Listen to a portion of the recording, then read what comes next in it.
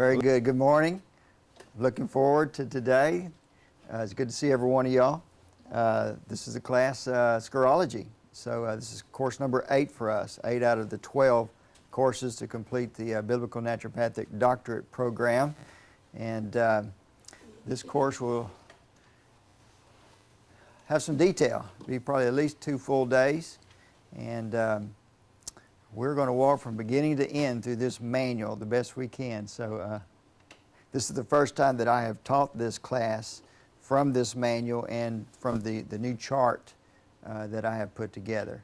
And so I'm expecting that we'll have some new revelations from what we had from our previous class. Amen?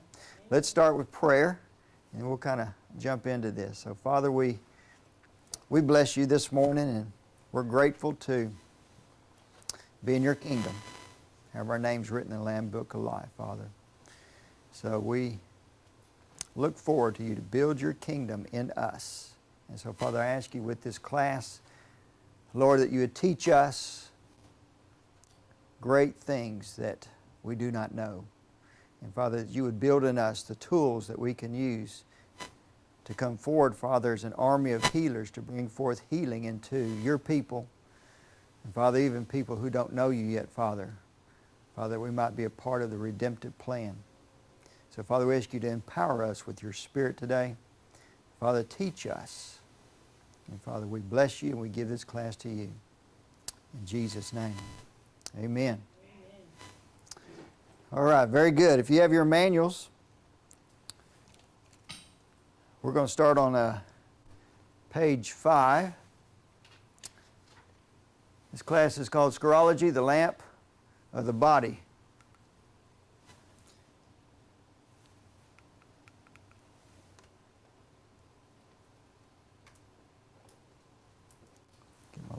Get my little clicker working here.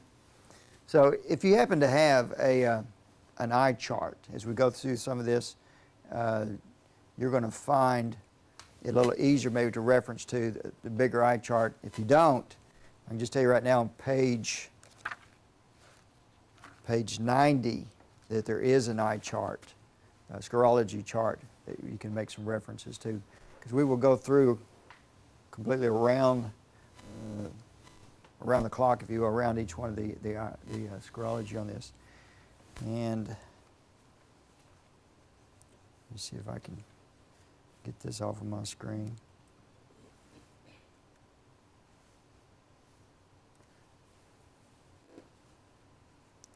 Hang on. Computer's acting a little bit slow this morning.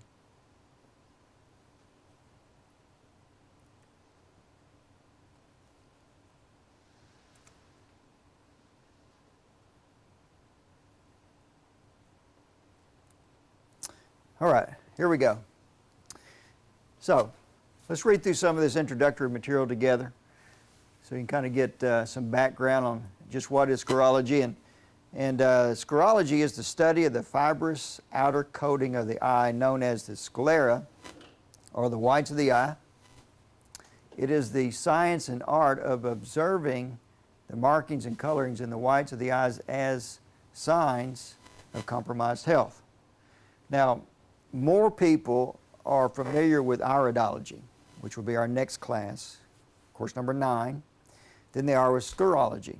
And I feel that sclerology is having its day. Its day has not come yet, but it's arising as more and more people are getting involved with iridology, and they are, particularly through IPA, which is the International Iridology Practitioners Association. Wonderful organization. We're a sanctified school with them. So when we go through that course, course 9, that would be according to IPA standards. And that's going to be about a 4-day class for us. But sclerology really goes hand in hand with the iridology. And so sclerology is easier to learn. It's easier to utilize than iridology. It doesn't take away from iridology in regards to that it might be a little easier to grasp. And a lot of that, I think, is because iridology has been studied for so much longer than sclerology.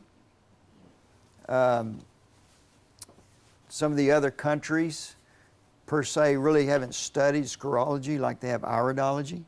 When you get into iridology, you're going to see that the Germans have been studying a good while, the Europeans, other people in some of the other countries, and of course in America. So scarology is arising. I think with this class, there's kind of a combining of pretty much, there's only 2 schools out there that teach scarology, and this kind of combines those.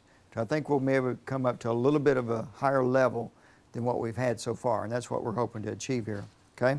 We're always wanting to grow and gain, and there's a whole lot here we still don't know, all right? So when we say it's the study of the fibrous outer coating of the eye known as the sclera, it's the whites of the eyes that we're looking at. And the Bible gives a glimpse into the correlation of the eye and health with this scripture, and this is kind of the basis or the launching pad of, to me, iology, if you will, the scarology and the iology, or iridology, is from this scripture right here where it says in Matthew 6:22 through 23, where it says, the lamp of the body is the eye. If therefore your eye is good, your whole body will be full of light. If your eye is bad, your whole body will be full of darkness.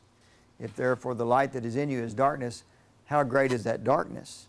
And when you look at scarology, the more lines, the red lines and the whites of the eye, the more that's there, there's more issues that are going on. So you want clear eyes. And so like the scripture says, you know, if your eye clear to the extent, your body will be clear, okay? Now, Dr. Stuart Wheelwright was taught the use of scarology from the Nez Perce Indians. And he made drawings based on that information and produced the first Western map in 1968. And Stuart Wheelwright, to me, is known as the modern-day founder of scarology. So as we walk through some of our history of how scarology came about, Jack Tipps, who was Dr. Wheelwright's foremost student, particularly in scarology, who's based out of Austin, Texas, he formed the International Sclerology Institute, and very well organized, very well prestigious institute. So I do recommend Dr. Tipps. But anyway, he formed the ISI to preserve Wheelwright's research. And in 2000, he produced a more modern map. And in 2004, minor changes were made to that map, which in my opinion at that time became the most accurate map available. You know, I kind of skipped through some parts here, but in your manual it will give you a little bit more history. We're just not going to spend as much time through every detail of some of the intro here because it is in your manual. But there were scarology maps that date back for at least previous 1,000 years. And in the Chinese view, the sclera, based on the 12 meridians. So there's different thoughts and philosophies as people have looked at these, you know, like the Chinese culture and so forth. So there have been some somewhat crude maps, if you will. And even the Indians who practiced it, who did not have a map, but it passed down this knowledge. And Wheelwright, who picked up on it, that they weren't looking in the iris, they were looking in the sclera. And he picked up there was a difference here. And so then that took him off into his own research and began to make the correlation of the markings in the sclera and what was going on in the body. To continue to define just what scarology is, it's a system of analysis that interprets the lines, the colorizations, and markings as reflected in the sclera by the state of health of the whole body. Their location, size, shape, shading, and various aspects describe health quality. Now, where do these lines come from? What is it in the body that registers these lines? You know, when we get into iridology, some say that about 85% of the information that you'll get from iridology has to do with genetics or predispositions. And that the 15 or 20% has to do with things that are occurring in the now. With sclerology, the majority of what you see is in the now. It's the ongoing health issues. Now, you may be seeing some things that are on their way out and they've not healed or faded out of the eye yet. But you still may see them. And we'll talk about healing lines later on. So, and you may have some issues that haven't gotten there yet. Okay? So you have to kind of remember that. I mean, if I go to the salad bar and I wind up getting a nice salad that has some E. coli, and I get some real issues out of that, and maybe a month down the road, things have progressed and I've got some real problems, it takes a little bit for that to get there. So you may not quite see that. So you have to remember a little bit of the timings of that, and we're going to get into some of that too. All right? So these lines, red lines in the whites of the eye, as far as where they come from, it says here in your manual, the information systems of the body are electrical, which is the central nervous system and the peripheral nerves. They're chemical, the blood, the lymph, the hormones, and the neurotransmitters. And they're mechanical. So we have our arteries, vessels, muscular movement, and bioenergetic, which would be meridians and vibrational frequencies. So we have different sources of information that is coming to the brain, and that's being reflected back into the eyes. And even of all this information here, there is a priority, if you will. There are systems that take a more dominance on what is being reflected into the eye. And for the most part, that's going to be the nervous system. All right? So you just have to remember that, because there are emotional responses that you can find in the eye.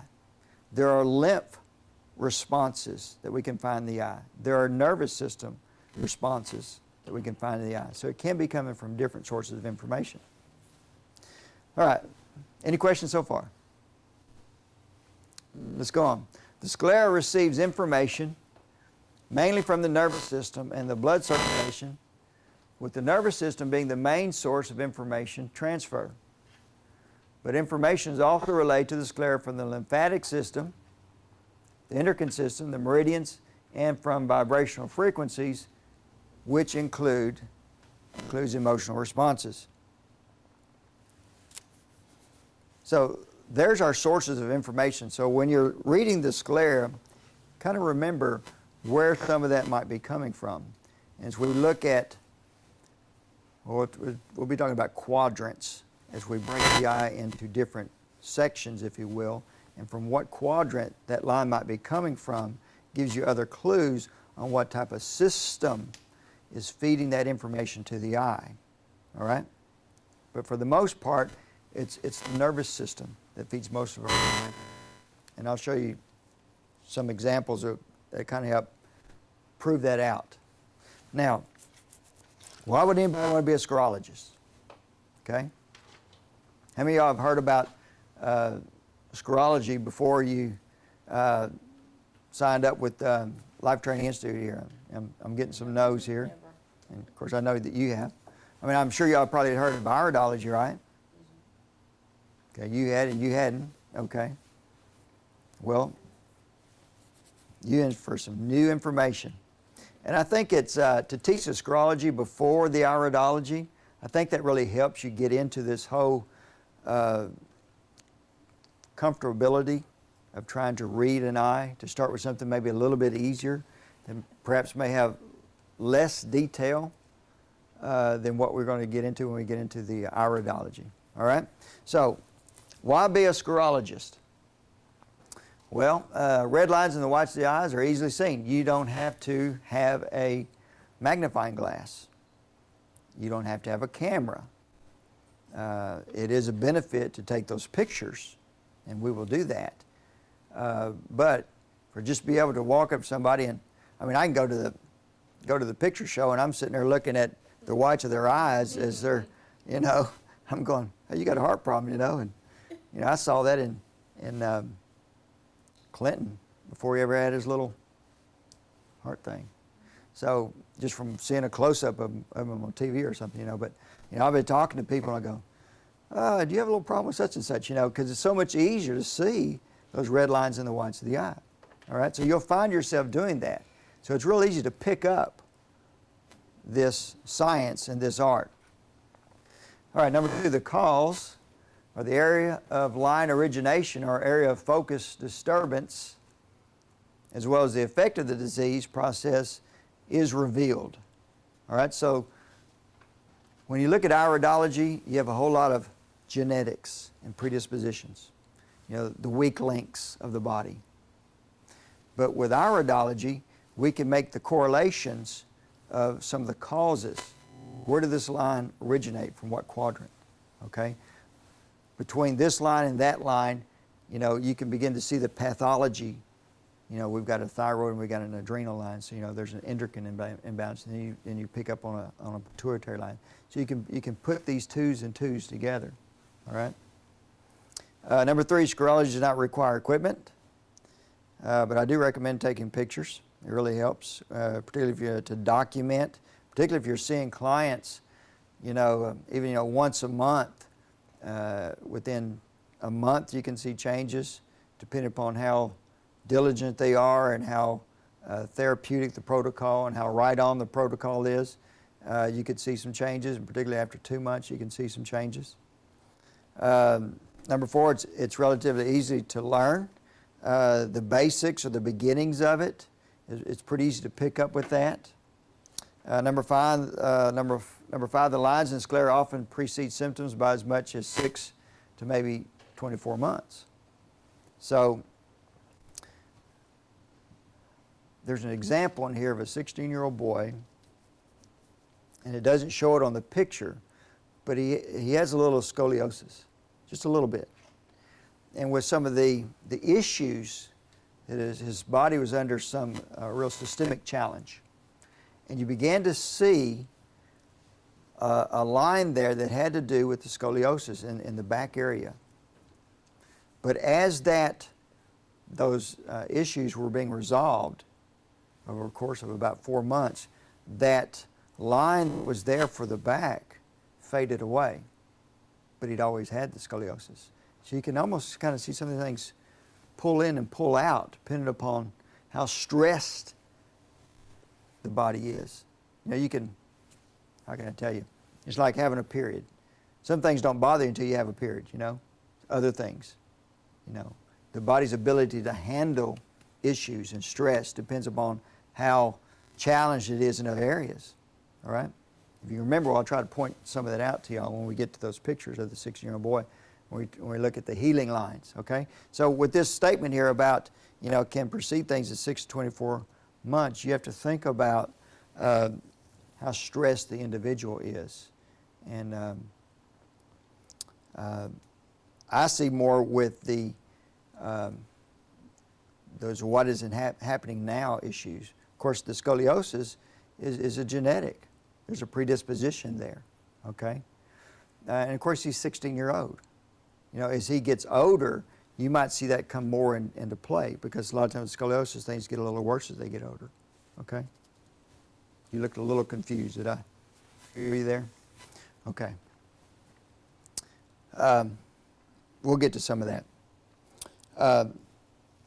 Number 6 here, change in health can be seen in the sclera sometimes within 3 weeks, depending upon how right on the program is to deal with the particular issue that's going on. All right?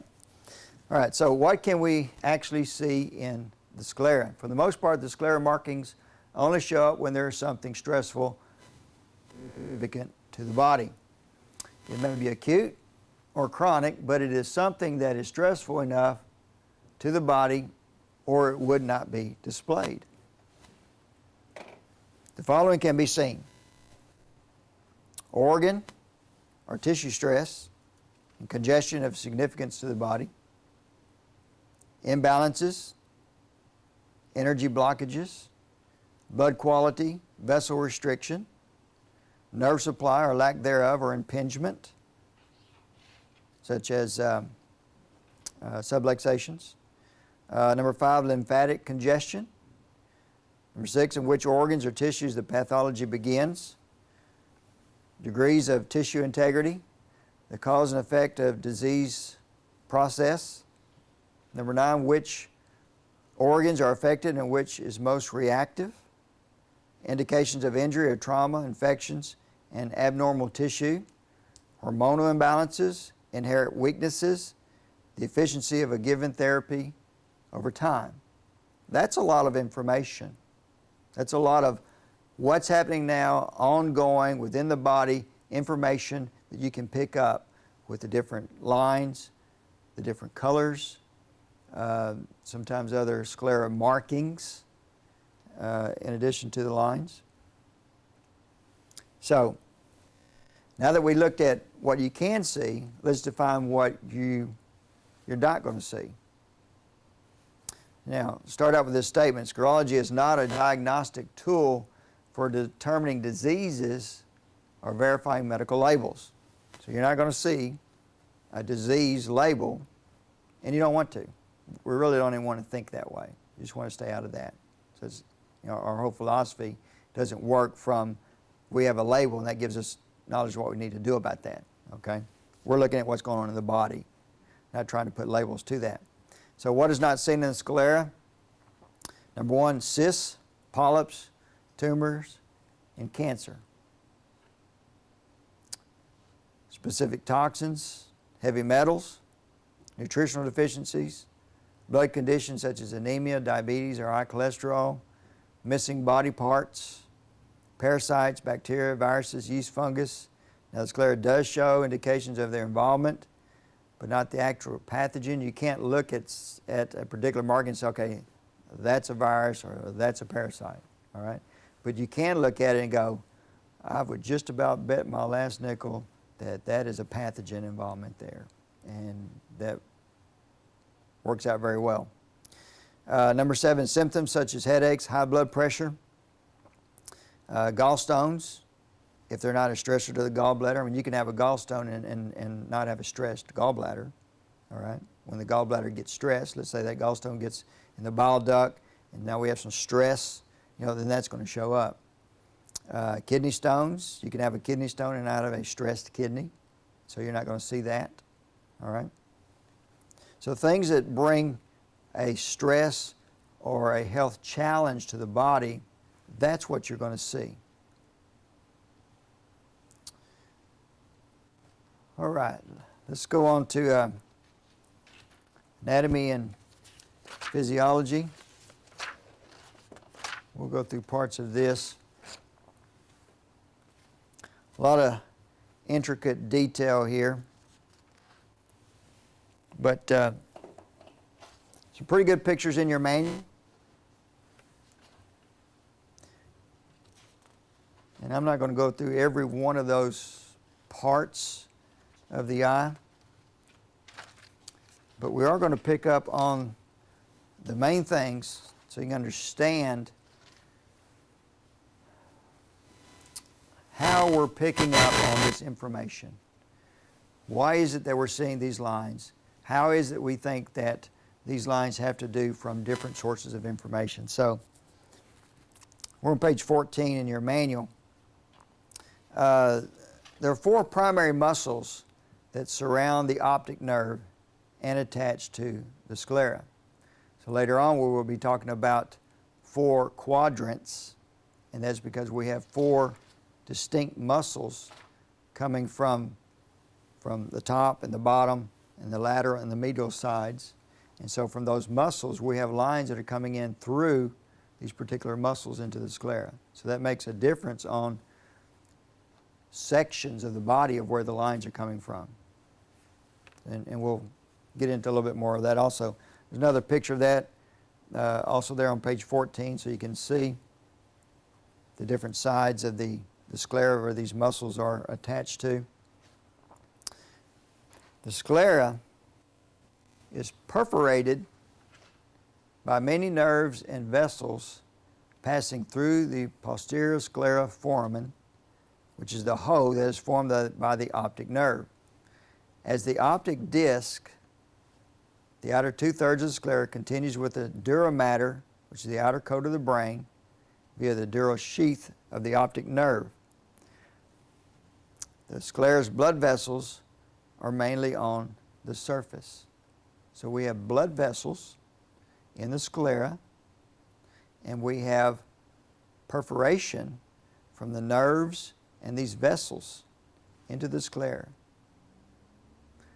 And this dura mater of the brain is an actual feed into the sclera. So we're connected to the brain here. So this information, all the information of what's going on in the inside of your body, the brain knows. The brain has that information. And that brain is being reflected, registering in the sclera.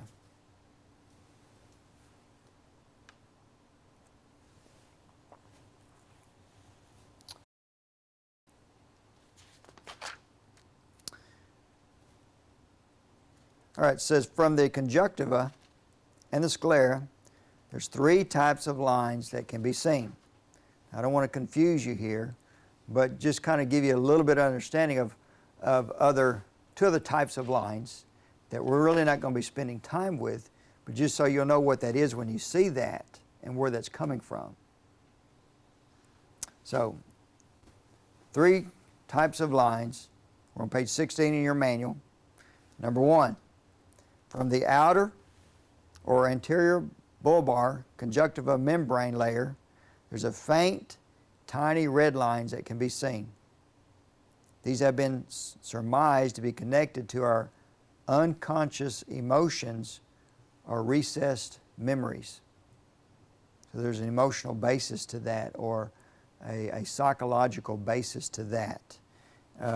We're going to reference this to pages 17, bottom of page 16 and page 17 of your manual. So if you look on those 2 pages, this number 1 is referenced to the number 1 on those 2 pictures on the bottom of 16 and on page 17. So if you'll see those real, very faint, just a very faint background line, not anything standing out saying, here, do something, you know. There are, lines that really stick out, so, this means something. These have meaning, but it's almost like it's a recessed.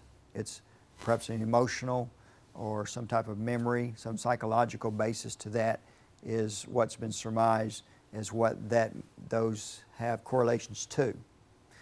With scarology, our main emphasis is going to be the lines that are in the sclera that have to do with physical issues, health and disease processes within the body. All right? All right, so going on to number 2, in the deeper conjunctiva layer, lines can be seen that are somewhat thicker and are richly red. There's your clue. These lines seem connected to negative reactive emotions, or are topostable, and I'm going to have to define that for you, and play a part in disease processes. Okay? So let's kind of say that again, all right, so we can kind of get it. Let's look at our picture, and then we'll say this again. And so on page 16 and 17, the number 2 on those pictures, you're going to see a line that is more red in color, a little bit thicker than the line number 1 that we saw, not as thick as number 3 that we're going to get to, and not something that really stands out to us like the number 3, which are, for the most part, the sclera lines that we're going to study in this class. All right, so this number 2 we're talking about, you see that line that's more red. So those lines are connected to more negative reactive emotions, which for the most part are current ongoing emotions, more in the now. So my best opinion is that the lines number 1 are more maybe memories, more things that are maybe more recessed. You know, if I could have a real issue with anger and bitterness in the now, okay? And I think that's going to have a real influence to have these so-called lines number 2 that we're looking at, all right? And it says in your book that these are topo stable, all right? Let's define that. We may have to jump ahead of a couple of pages. Let's jump to page 21, just so we can define that term. And I really kind of threw in this term for this class just to get you kind of a little prepared for the iridology class, because you're going to need to know that term, because it's going to have a lot of meaning when we get to iridology class. And that term, if you do take the IPA exam, and I do recommend you do that, that term will be on your test. So, page 21, topo stable means that the line or mark in question refers specifically to pathology or potential pathology right where it is seen. Example, the Y of a line in the kidney area is topo stable. It signifies an issue in that specific location topographically. Now, I know that didn't sync with you yet because we hadn't got that far. But what that is meaning is when we get to a scarology map or an iridology map, and you have different, organs in your map, and if you have a marking in that particular area, let's say a kidney, and so on your map you have a kidney, and you have a line or even iridology marking that's over that kidney area on that map. So topographically, it's in that location. It means something. This is the way that my mentor, topo stable means the horse is in the stable. It means it's in the location. To give you a better understanding of this, you have to take the other term so you can see the contrast, so you can understand the difference, so what these terms really mean when you put them together. So the other term here is topo label. So let's read that. It means the line or mark in question is not necessarily area-specific topographically. Therefore, a topo label line or mark means that the pathology represented could be anywhere. So we will get to this and redefine it again, but I'm going to try to get you to understand as much as you can right now.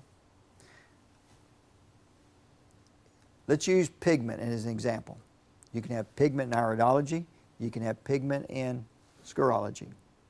So pigment, if you had that pigment over a kidney, well, say a brown pigment, and a brown pigment has to do with liver, and that's true.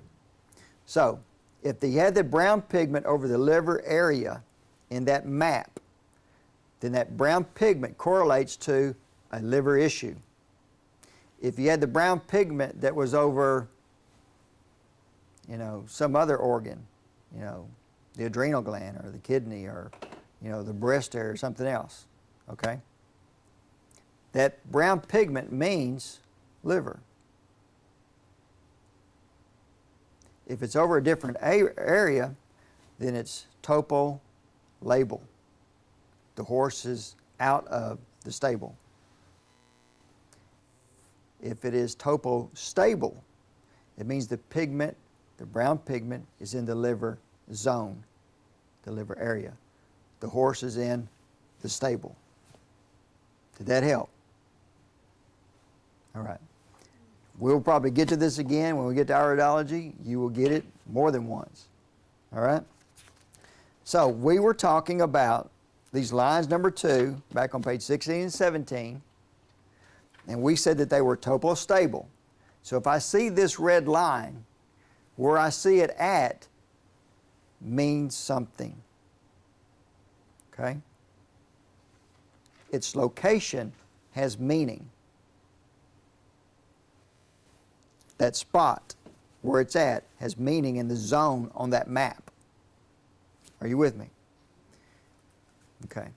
when we get into the map and you start seeing the different zones and so forth, this will make more and more meaning to you as we go along.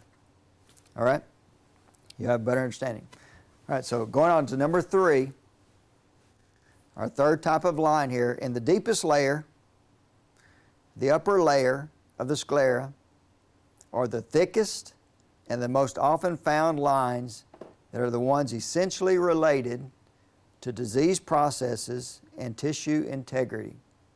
These are the lines most looked at in scarology. So if you look at your page 16 and 17, you're going to see the number 3 line. That is what we're calling a scarology line. Okay? Those are the lines that we're going to be looking at. That's most of the lines you're going to see. Those are the ones that are going to be jumping out saying, do something. All right? Now, just as a side note, on that page 17, because I just told you that you won't see these lines number 2 that much. But when you look at that page 17, you see that picture, go, well, there's a whole lot of it right there. All right? And I also said that those lines number 2 had to do with the most, it seems like, negative reactive emotions, ongoing negative emotions. In that specific area on that page 17, where you see that grouping or networking of red lines, that is in a hypothalamus area. And hypothalamus has some correlation to emotions. When you think about the brain, we have all of our emotions that have its effect on our brain and our thinking and our behaviors. And we have a lot of our physical issues that also affect our emotions and our behavior. And those do come together in the brain. And the hypothalamus seems to be somewhat of a link between the connecting of the emotions and the physical issues in the brain in these correlations. All right? So you can kind of put that 2 and 2 together. All right?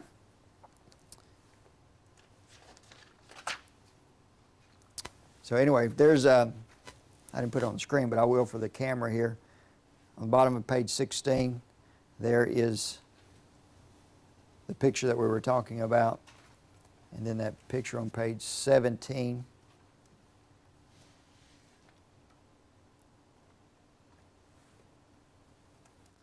All right, so this is kind of the end of our first section, and we're going to take a break here, and I'll answer any questions you have thus far, and we'll gear up for learning how to read a map. Amen?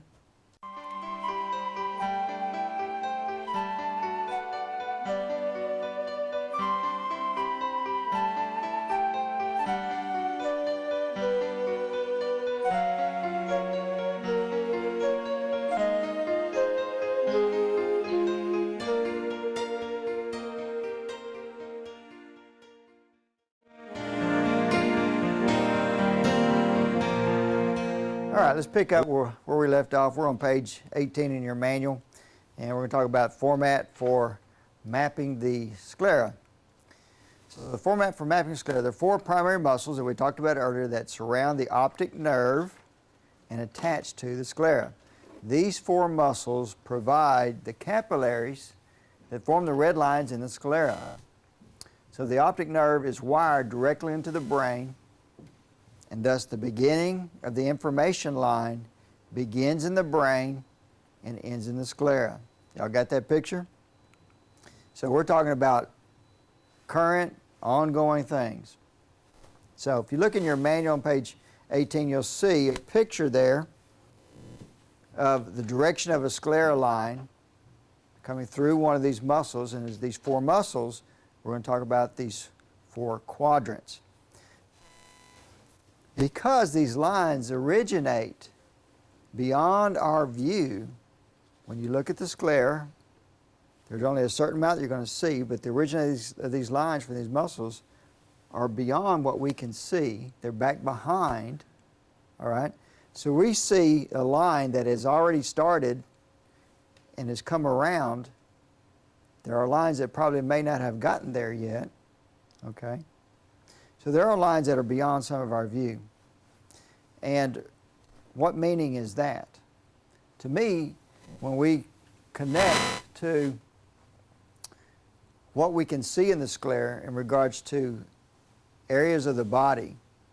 There are things that I don't believe that we're seeing in the sclera because those lines, not that the lines aren't there, but they're beyond our view. All right?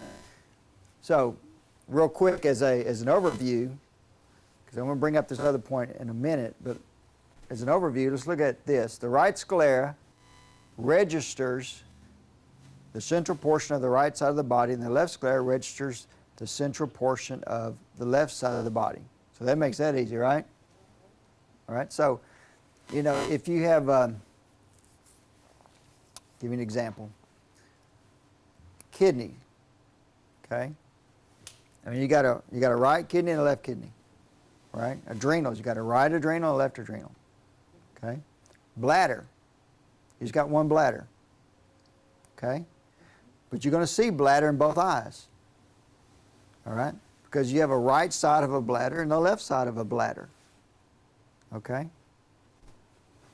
So even though we're seeing the right side of a body and a left side of a body, there's still a right side and a left side of organs, okay? Like an esophagus. I mean, you got one esophagus, but there is a right side and a left side of that. So you can see that in both eyes, okay? All right. Let me back up. This other point I was making, I think I'll get to it here. Let me see what my slides look like. Let me try to make this point here. Now, in your book, on page 19, I don't have a picture in the PowerPoints, but on page 19, you see the right side and the left side of the body, and you see a circle. And for the most part in the sclera, we're seeing things of the brain, the torso, but as far as the arm and the hand and the leg and the foot, in my opinion, we're not seeing those lines. Those lines are outside of our view, okay? There's a central portion of the body, and for the most part, the most significant parts of the body is what we see. Now, not everybody's going to agree with that, but that's their class. All right, so going on page 20, because there are 4 distinct muscles, there are 4 distinct quadrants with information specific to areas of the body. Therefore, the sclera is divided into 4 quadrants as depicted by these pictures. So, we have the 4 muscles, which gives us our 4 quadrants, and from each one of those muscles, there's an area of the body that's reflected. So that top muscle, the head information, is mostly going to come through that top muscle, top of the sclera, top of the eye, all right? So if you look at your picture here, on page 20 in your book, the top quadrants are the head. So our head information. So when we're looking in the eye, when we look at the top part of the sclera, we're seeing head information, brain information. If you look at the medial, which is the side closest to the nose, so our medial is our midline, to the sides to the inside, we're going to see neck and upper back information. If we look at lateral, which are the sides closest to the ears, to the outside, we're going to see chest and thorax information. And of course, the last one here, the lower, is going to be the abdomen and hip area information. So just knowing that right there, where these lines are originating from, gives you information on what parts of the body. So as sclera maps were being developed, knowing that information gives a lot of support in being able to determine what these lines mean and what areas of the body that they're corresponding to. Y'all got that? Very good. Now, bottom page 20 of your book, mapping terminology. This is pretty consistent. I mean, it's not that difficult to it's common sense wise. You know, you have at the top, we'll call upper, the bottom we'll call lower. So, you know, as you're, labeling your pictures and discussing eyes with people, then, you know, you got your upper and you got the medials in the center, close to the nose, all right, and then the lateral on the outside. So that's pretty much the terminology that you want to kind of keep with to keep the understanding easy. When we're looking at lines, if we were to try to describe the line as far as where it's coming from or location where it's winding up, then if you use basically a clock example, you know, a line could be at, you know, at 3 o'clock or at 2:30, or so that's our way to be able to discuss and describe our lines. Pretty much like iridology, so same system with that. So, all right, y'all got that? All right, very good. Now, let's talk about tissue integrity.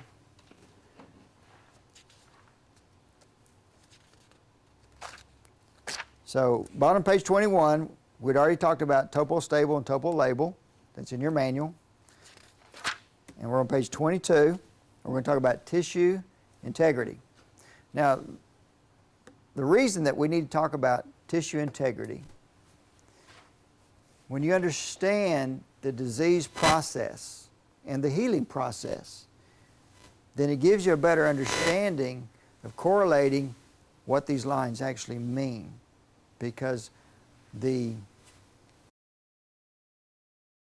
I say this? The shape of the lines, the color of the lines, you know, the distinctions in the lines give other meanings to the tissue integrity. All right? All right, so number one, you want to think about how we lose tissue integrity. All right? Toxins and nutritional deficiencies. That's going to be a problem. They're going to cause. Well, when you got toxins and nutritional deficiencies, it's going to cause toxic cells with reduced function and impaired cell membranes. So we're on the cellular level now because we're talking about tissue. So that's going to promote acidity and oxygen, being an oxygen-deprived environment. That's going to promote an environment that's going to be ripe for pathogens. And that's going to cause more cell destruction. That's going to lead to restriction of blood flow and restriction of lymph drainage. So what is that going to mean? Congestion, restricted circulation. We're basically saying inflammation, with the result being that you're going to have symptoms. Now, as it states in your manual, which I had not put in the PowerPoint, but a lot of practitioners from days of old will tell you that, you know, the root of diseases is, you know, congestion. Scientists are telling us that the root of diseases is inflammation. Well, you're kind of saying the same thing, all right? Of course, to me it's like, okay, so what caused the congestion and what caused the inflammation, all right? Well, it's to start somewhere. And as we covered in course 1, you know, when you have toxins and nutritional deficiencies, you make an environment that's ripe for pathogens, all right? So that, when you get pathogens, we just really, you know, escalate this whole process of inflammation. So there is a cause behind that. But when you have the inflammation or you have the congestion, you have a lack of circulation. The blood flow to that area is not there like it used to be. The lymph drainage. So now I have a whole environment that's ripe for pathogens, all right? I can't bring the healing like I need to because the circulation isn't there. So any disease process, you're going to have congestion. You're going to have inflammation. If I can get the circulation to that area and get the drainage to that area, then I'm going to improve that area. You know, it's like rats live in a garbage dump. You can keep trying to kill the rats. But if you remove the garbage dump, they don't have any place to live. Okay? And it's pretty much as simple as that. So toxins are really the real main cause, and that sets things in motion. Then we get this inflammation. It sets an environment, right? Deprived oxygen, acidity, the drainage is in there, the blood flow, which carries our nutrients, isn't there. You know, it's in the pathogens that are take over. And the pathogens, everybody's probably already got pathogens that are dormant. I mean, you could have chicken pox, and then when you get to be an older person, all of a sudden now we're going to have shingles. Okay? So we have pathogens that already are latent or dormant that are there, waiting for the environment to be right. So they're strengthened. My immune system's down. They take over in an area. Okay? And we always have an exposure to pathogens anyway. But depending upon my tissues, whether they actually can take a hold or not take a hold. Some people always catch the cold, and some people don't ever get colds. But the cold is always there. The virus is always there. Okay? So we're talking about cellular health. So when we're looking in the eyes, we're seeing things that have to do with the vessels and the blood and the lymph. And when we understand this process of tissue integrity, we can correlate that into more of the meanings of what these lines mean to us and the shape of the lines and so forth. Okay? And these slides are pretty much saying what I just got through saying. So let's read this statement here, and we'll go on to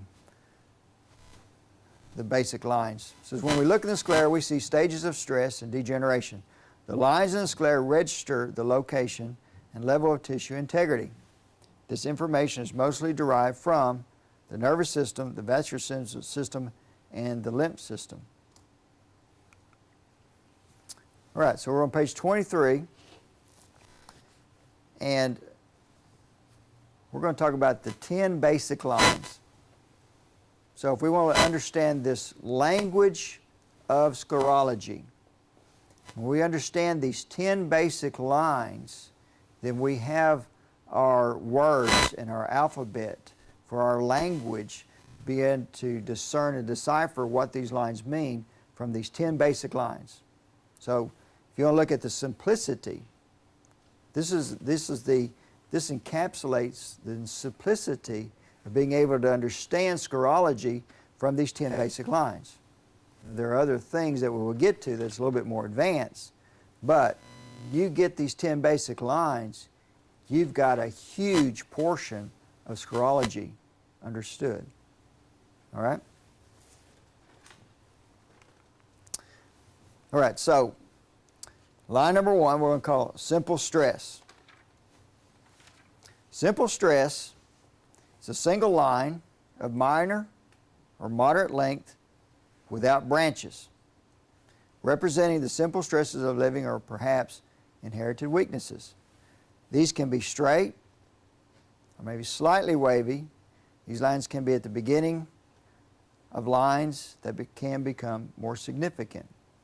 I mean, stress has to start somewhere. So this is our simple stress.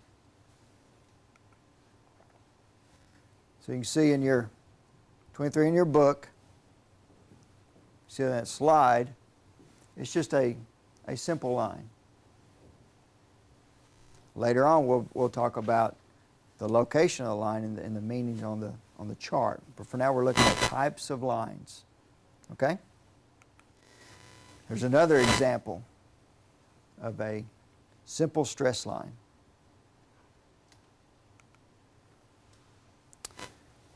And to be honest with you, I don't see as many simple stress lines as I do stress lines that have more stress. But like with a child who has some inherited issues, you'll see the more simple lines that haven't become more of issues yet because they haven't stressed their body. They're young. Okay? So, number 2, basic stress. A thicker single line of length without branches that approaches the iris. The line is showing destination with its length, and there can be accompanying symptoms. You can have a stress line and have no particular symptoms from that. But at some point, that stress increases, and we're going to start having some symptoms from that. So we've gone from a simple stress to now what we're calling a basic stress. And this is going to be a thicker line without branches yet, but it's approaching the iris. And later on we will define that the closer the lines come to an iris, the more significant that stress. Okay? Because remember, our lines started and they're coming this way, and the more they get toward the iris, the more significant that stress is. So, bottom page 23, you see a basic stress line. You see this stress line is longer and it's closer to the iris. There's a little wave to it. Here's another basic stress line. And when you look at that line, you'd pretty much say, that line has meaning. It's speaking to me. And so that's actually a heart line. But there's no branches to it, but it's certainly close to the iris. All right, number 3, advanced stress. A line that branches into a Y. So we went from a line that did not have any Y's to now we're getting to a line that has a Y. So we're increasing the degree of stress with these lines.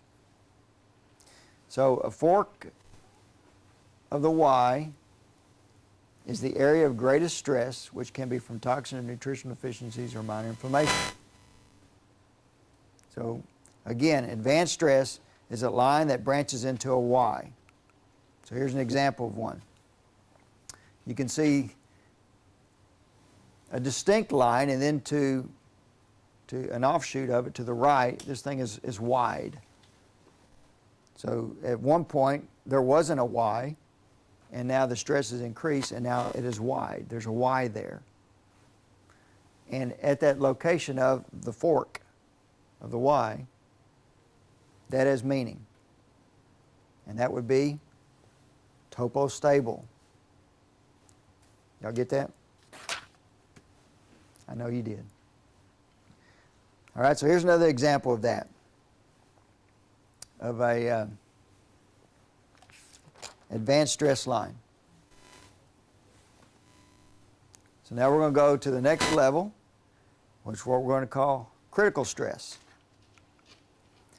Critical stress, a more pronounced line with a tight, well-defined Y. So the meaning is in the Y. Again, the fork of the Y is the area of greatest stress. With the tighter the Y, the more severe the stress. The symptoms are more pronounced with some loss of function. So here's an example of that. I don't know how well you can see that in your manual, but I mean, there's other lines right next to it. But what we're looking at is this line is a significant looking line, and there's a real distinct Y. They're actually both coming close to the iris. And in this location where the Y is, that is an area of concern. Question. Yes, ma'am. Some people call that a trauma fork. Do you agree with that or not agree with that? We will get to trauma fork. Yeah, we will bring that up. I'm just asking the question. Yeah. Some people call that trauma fork, and some of those Y lines that I think people call them trauma forks are not really trauma forks. When they're pointing to something in that iris that's there, to me that's a trauma fork. It's pointing to something. There's something there. Just because it's a Y line doesn't mean it's, to me, a trauma fork. Okay. Did you have a comment, Pat? I was just going to say, repeat the question for the moment. Oh, okay. Yeah, I'm sorry. The question had to do about, some people call a Y line a trauma fork. And we're going to more define a trauma fork later on. And at this point, we're just looking at our language of scarology with the basic lines and the Ys and what they mean, and more define what a trauma fork is and is not later on. Okay? Very good. All right, so there's another example of critical stress. So you can see that the Y is very defined. It's actually a little tighter. They're approaching the iris. This is the area of concern.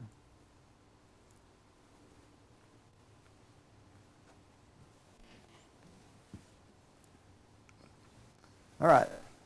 Number 5, a congestion line. It's a single wavy line indicative of restricted circulation in that area. So here's a difference now. Before we talked about levels of stress with lines that did not have a Y to lines that had Ys and levels of stress. And now we're talking about what we're calling a congestion line, which are starting out with a single wavy line, which indicates restricted circulation.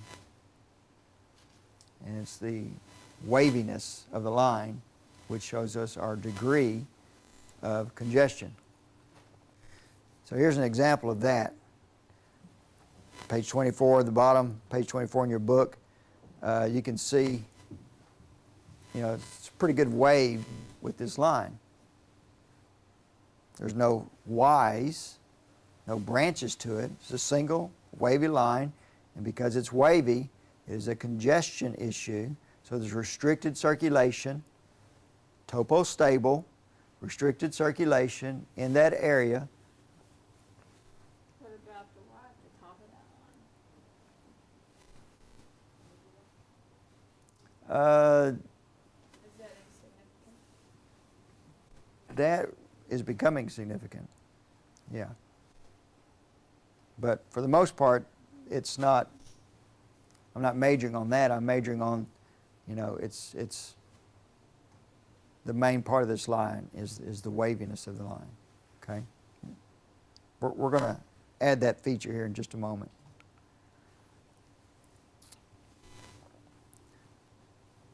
This line,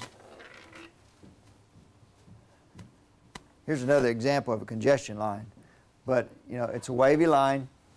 It looks like there's a fork to it, but it's not. It's one wavy line. There's just another line coming out of the same area.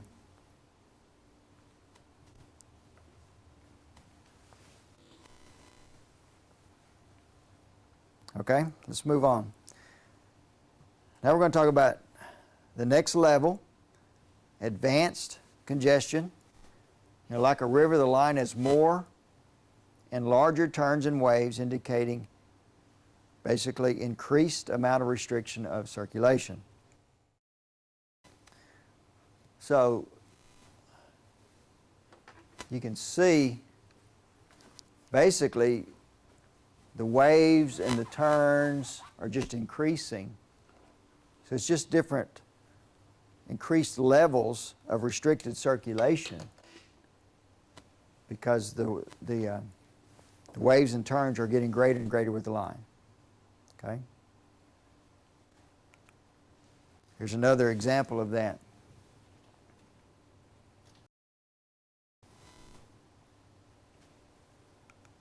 All right, so let's talk about the next level, calling critical congestion. The turns are excessive or exaggerated, with the line turning back upon itself over and over, showing significant inflammation and severe restriction of circulation of the area. So if we look at this line here, I mean, what you're talking about? I mean, when you look at it, you go, it just looks restricted as far as, flow through that line. There's a lot of restriction in that area.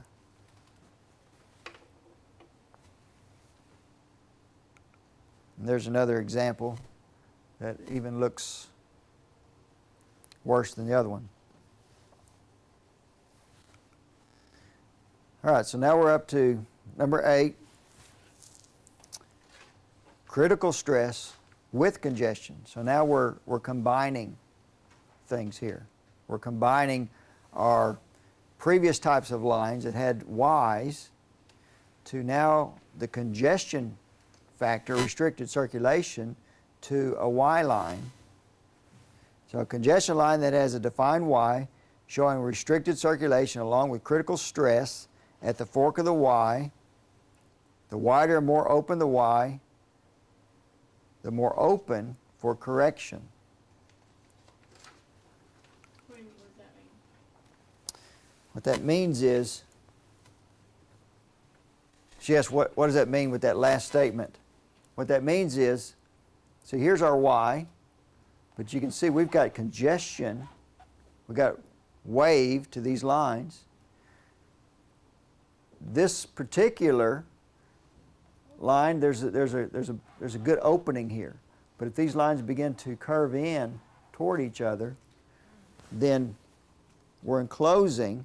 So the body's ability to get into that area is either open for correction or is being closed off for correction.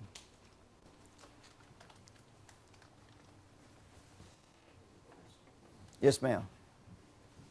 What about the discoloration of the eye? I mean, it looks almost yellow behind where the lines are. You talking about the color of the iris? On the next, Excuse me, The, the color of the sclera? yes, the sclera. Get back in scarology here. Color can have some meaning. Does have meaning. We're going to get to that part too. All right. Normally, if you see some yellow, that's liver. Is it possible that if a person suffers from like high cholesterol and it goes untreated, is it possible for it to show up also in the eyes? Yes, you'll see that more with iridology.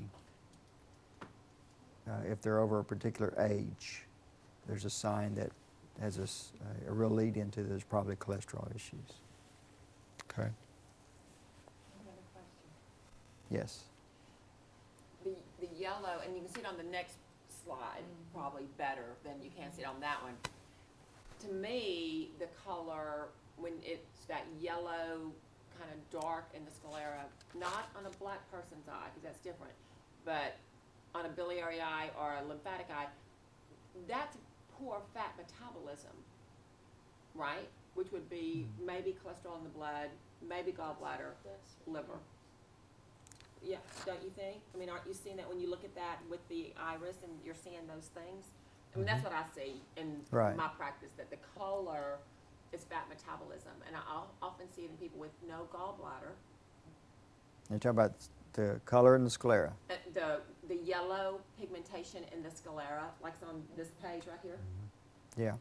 Um, And I normally see that in people with no gallbladder or people who have liver congestion or gallbladder congestion because they're not metabolizing their fats properly. I mean, that's what I'm That's- seeing.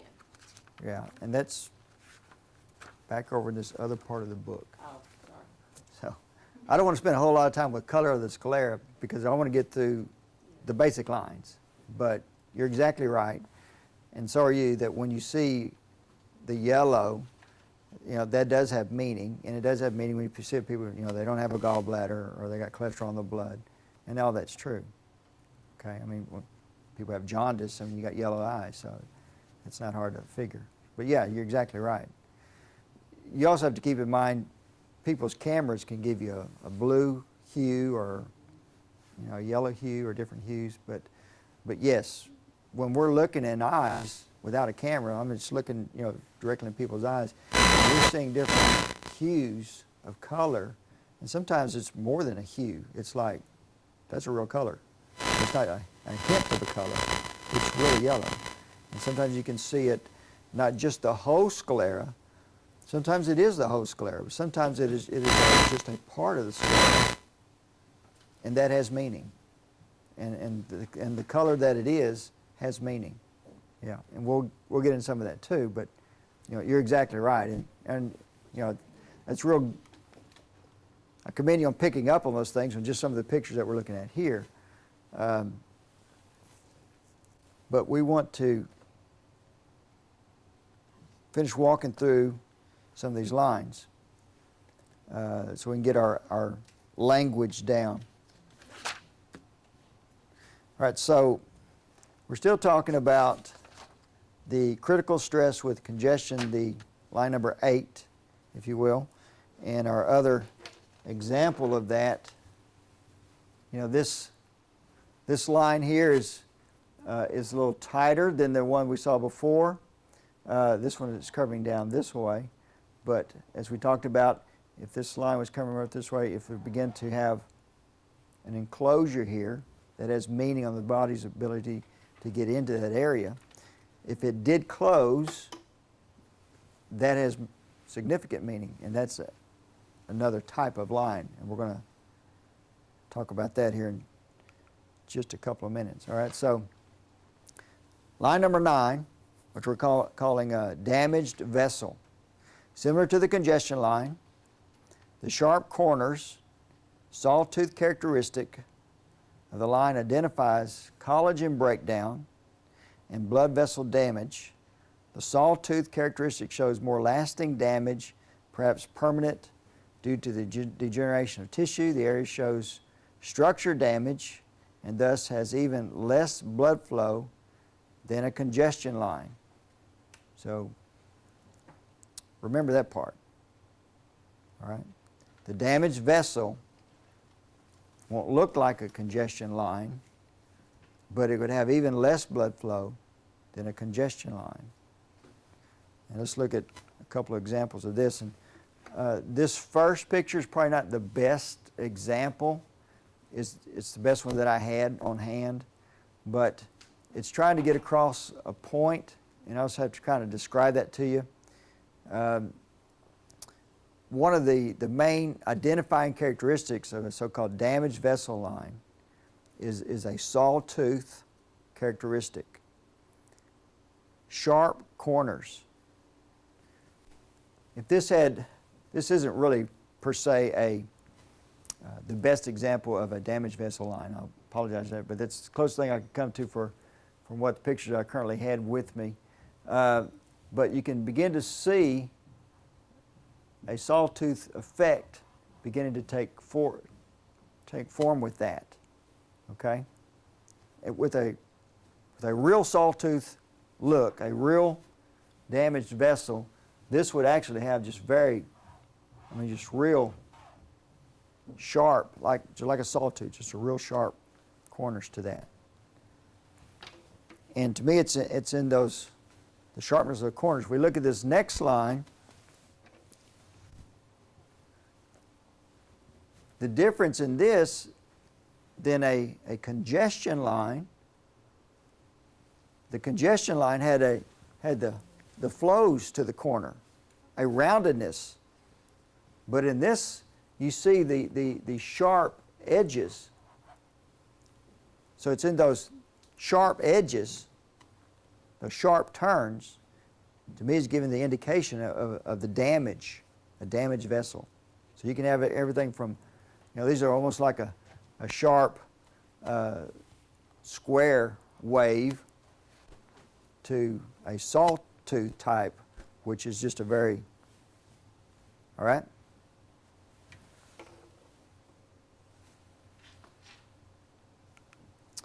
All right, number 10, encapsulation.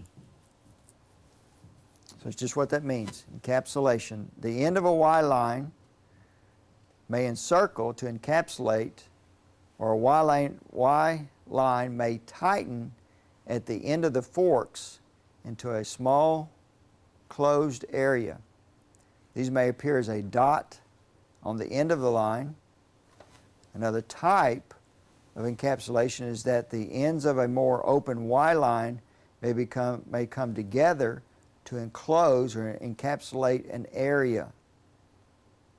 Both show the body's inability to correct the stress or remove the toxin, thus it walls it off or encapsulates it until it can be dealt with at some other point. So if we look at our two examples here, you can see that there's a whole lot of real advanced congestion here. It forked, and all the congestion it's in, and then these two ends of the Y line are connecting. This area is being encapsulated. So we're going to call that encapsulation. That's an encapsulation line. So that area normally will have some type of infection going on, and it's harder access to get to it. When we talk about healing lines later, then we'll talk about where we begin to see these open up, and we begin to see the waviness go back out into straighter lines and the fading of the lines. Okay? So the other type of encapsulation, at the end of the line, you can see where it's beginning to enclose in on itself. So it's encapsulating a small, like there may be a particular toxin right there, and it's trying to encapsulate that. You could see this at the end of a line. You could see it at the end of the Y line, even, or you have a Y line, end of a Y line, or end of a. I think I blew this up. This may be off of a Y line, but I blew it up so we get a better picture of that. Okay.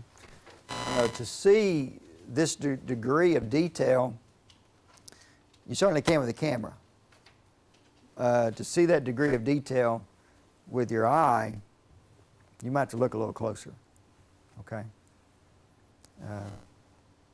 Particularly if you're getting older and need reading glasses. Okay. All right. Any questions about those lines we just went over? All right. So those are our so-called 10 basic lines. That's the beginning of our language. So with understanding of that, from there, we will move into the characteristics of the lines and some of the colors, and we'll draw that in. And then from there, we'll go into the actual mapping, the location of those lines. So we'll have a Y line over the kidney area, or a congestion line over the liver area. All right? Very good. All right, let's take a break here.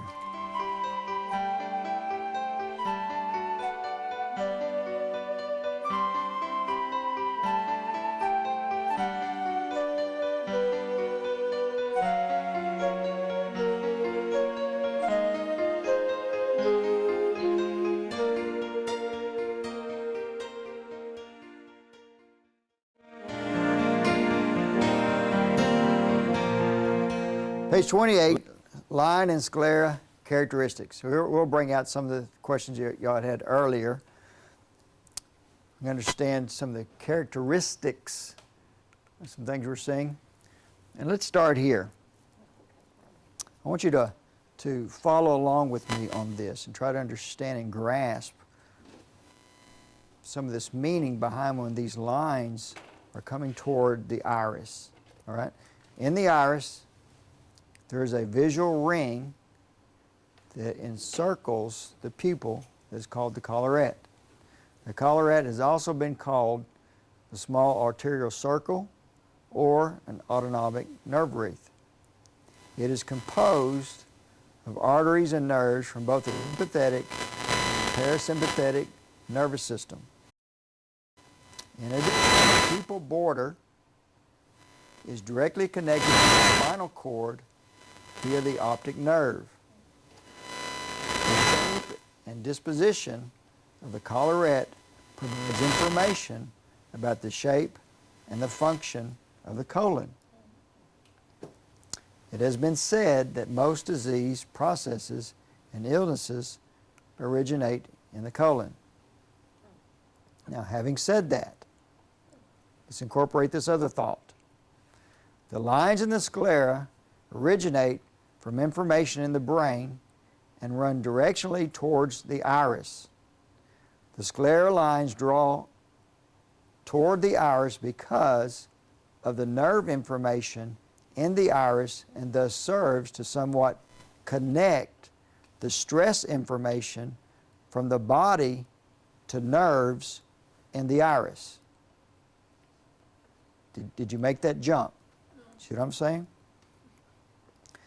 I've not read this anywhere else, so this is me, but this is me making a jump here, trying to connect these two sciences and why these lines are running towards a location, that they're running toward the iris. Okay? Because in that iris, there's a lot of nerve information there. And then we have also nerve information and other information from the scleral lines, is almost to the extent that they're trying to connect nerve information to nerve information. And the closer they get to connecting, the more serious that is. Okay? So when we say that the closer that the scleral line gets to the iris, the more significant and meaningful that is. Because we almost have nerve information getting to nerve information.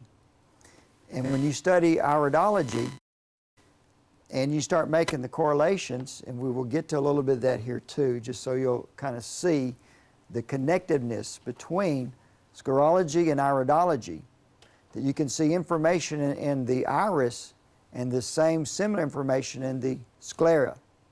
So the body is trying to tell us things in both places, in both sciences, in the iris and in the sclera.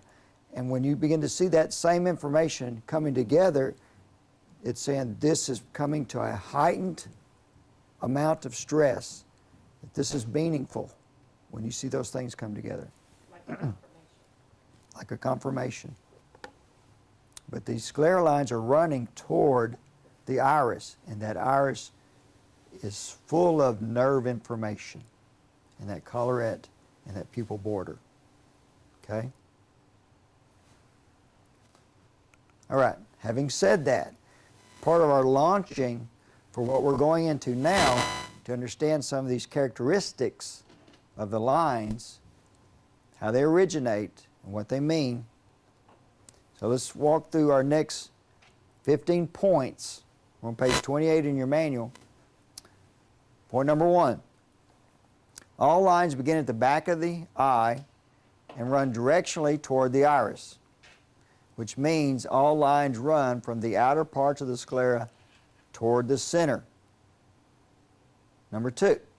Number 2. Scleral lines may travel across quadrants or even curve back upon themselves away from the iris. But the first impulse is toward the iris.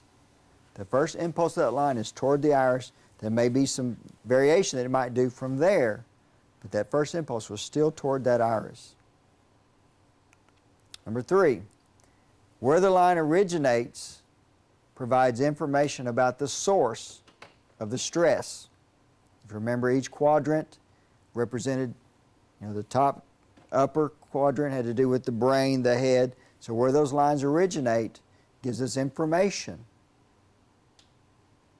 about the source of the stress.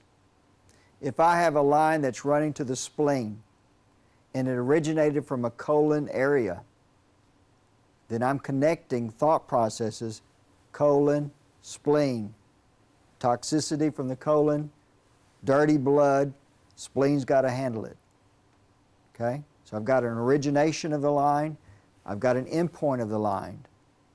and that's connecting dots for me. Clean the bowel, the spleen's going to be happier. Okay? Number 4, all lines have meaning, and where the line originates and ends has meaning. Now that means, it may seem like a very simplistic statement to you, but just because the line's there, to me, it has topographical information. It has topo-stable information. To me, when we get to so-called a meandering line, it may meander, but wherever it meanders to has meaning. It just doesn't meander for no reason. There's a reason that it stopped there and it started there. Okay? So all lines have meaning, and where it originates and where it ends has a meaning. It's not a meaningless line. It just meandered over there. That's not true to me. Okay? It meandered there for a reason. It's representing something. Number 5, where the line is going and ends provides information about the effects of the stress. So we talked about the source of the stress being the origination of the line. And now we're talking about where the line is going and where it ends provides information about the effects of that stress.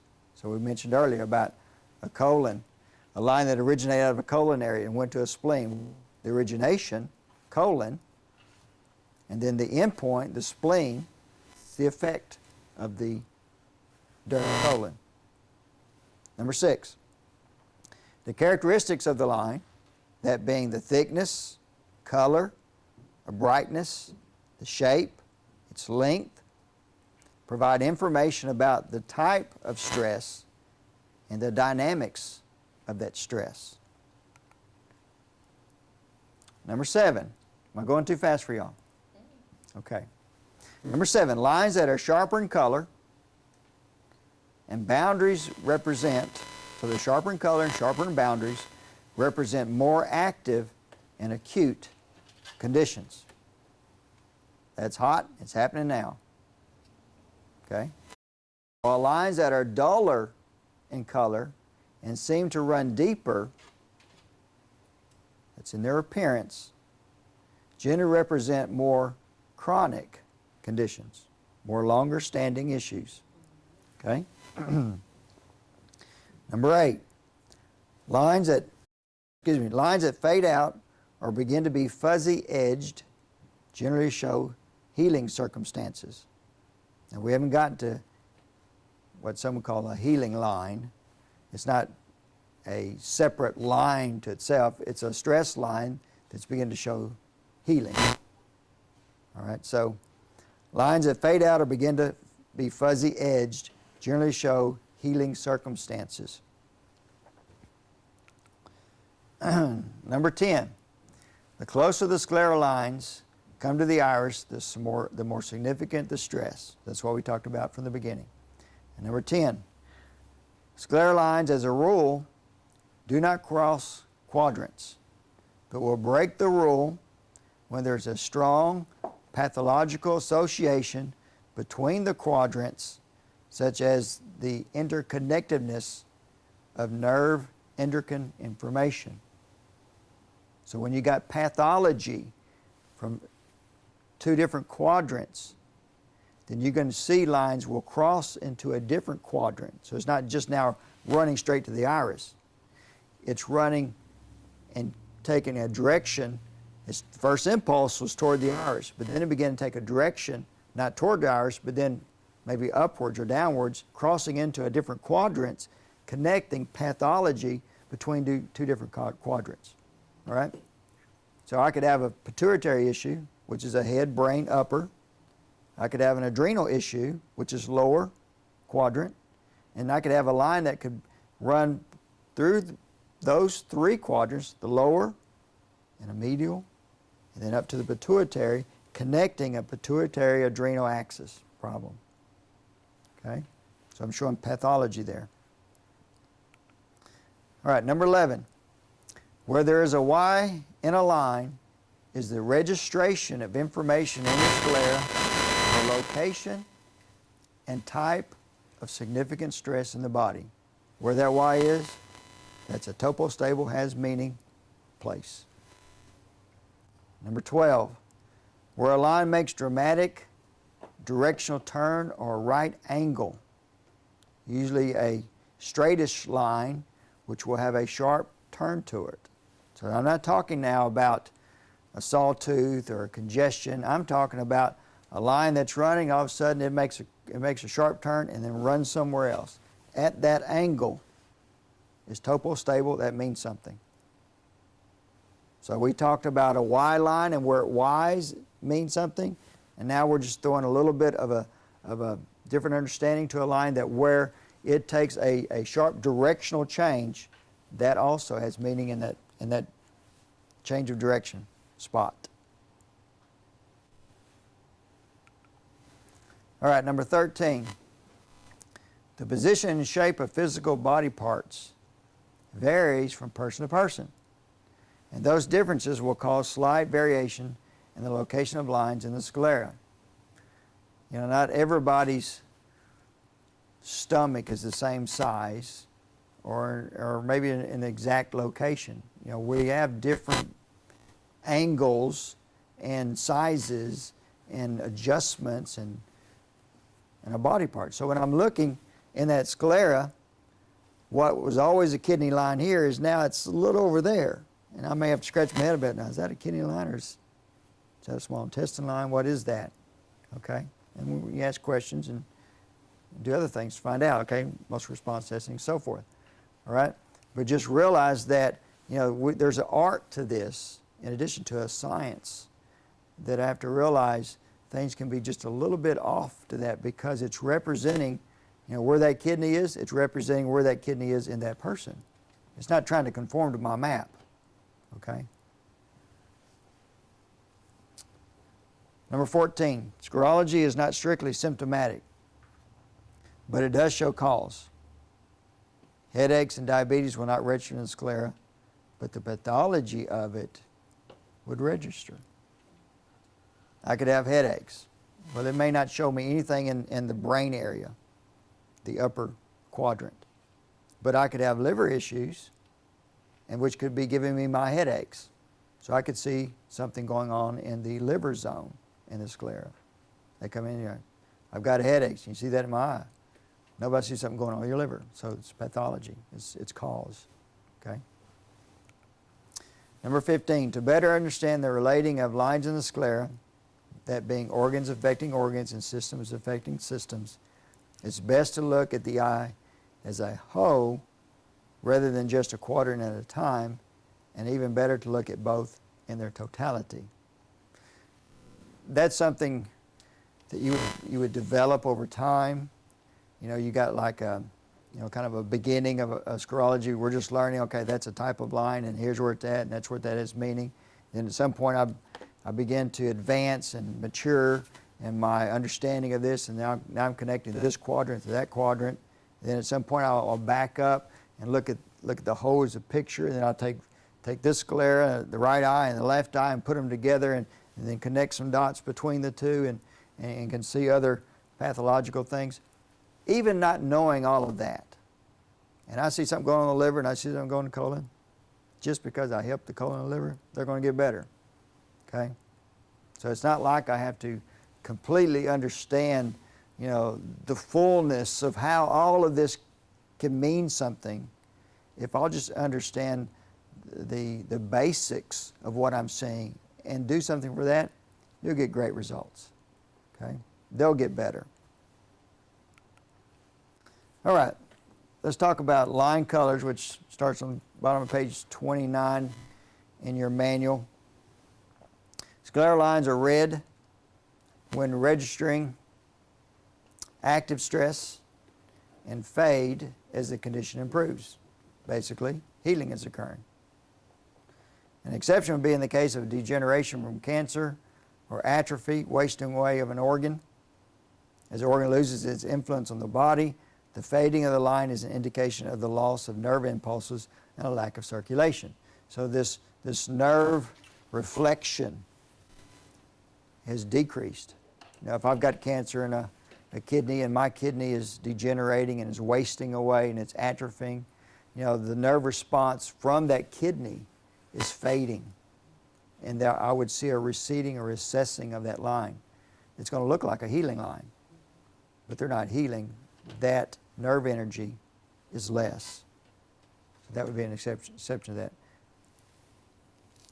So moving on, various hues of color can present additional information. The following hues of color of the scleral lines provide information as to the state of the condition or system involvement. For instance, a bright red is an active and acute. You look in the eye, it just stands out at you. It just almost screams at you, help me. When you step back and just look at it, there's a line that's going to say the most, I need your help. All right? And those are things you learn to zero in on. And the same thing you do with iridology. You kind of look at it a whole. There's things you just zero in on. And a brownish line would be more O, more chronic. A yellow tint to the line. And of course, to see some of that, you might have to actually take some pictures and blow it up to get some of these other hues here. But a yellow tint to a line could be liver involvement. A blue tint to a line could be lymphatic or spleen involvement.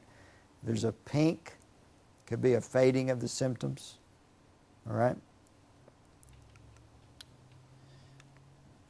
And page 30. I didn't put a slide in this on the PowerPoint, but if you look on the bottom of page 30, we got sclera colors. We brought that up earlier. The sclera sometimes has a color or a hue, which can provide additional information. If there's a pinkish hue to the sclera, could be a severe deficiency of B vitamins, chronic alcohol abuse, maybe alkalosis, or an over-alkaline system, which is probably not found that very often these days. A bluish haze to the sclera could be an anemic situation or a poor functioning spleen. Children seem to have a bluish hue to their sclera. That's something that changes. They almost grow out of, if you will. Older people seem to have more of a yellow hue tint. That's normally always because of a liver issues. If you see the yellowish hue or tint in the eye, in the sclera, that could be a jaundice or a poor liver function. If you see a brownish tint of color, it could be toxicity, liver issues. So, I mean, the colors pretty much just speak for themselves. Yellow bands, chronic damage to the spine or vertebrae.